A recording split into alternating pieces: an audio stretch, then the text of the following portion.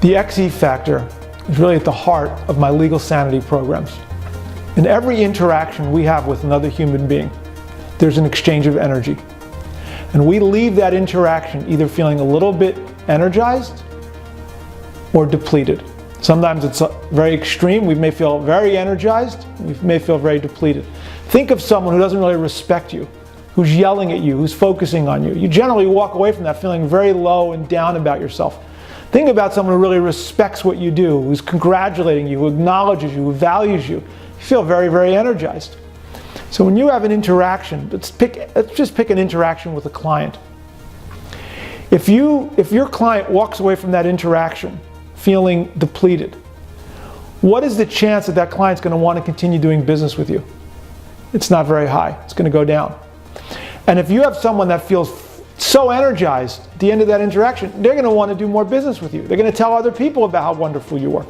Think about the different experiences we have. Partly the reason why the Apple Store is so successful is people have such a positive experience going into the store. They walk into the store, they walk out generally much more energized than when they walk in. They're able to sell tons of products. Of course, they have good products, but it's the customer service that's really key. And the experience, the customer experience. It's the same thing in this dynamic with the XE factor. How are you leaving people? When you have an interaction with your kids, when you have an interaction with your significant other, when you have an interaction with your adversary, what's the nature of that interaction? Are you leaving people depleted or are you leaving them feeling energized? Now you may feel like leaving someone depleted is a good strategy if you're dealing with an adversary in a negotiation, but it's actually not.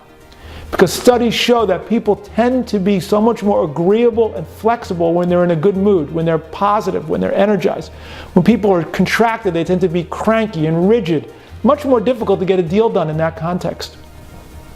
So this is the essence of the XE factor. And it plays out in negotiations, transactions, in every aspect of life. The XE stands for exchange of energy. Really should be the EE factor, but we use the EX, exchange. So it's exchange of energy is the abbreviation. And that's the essence of the XE factor.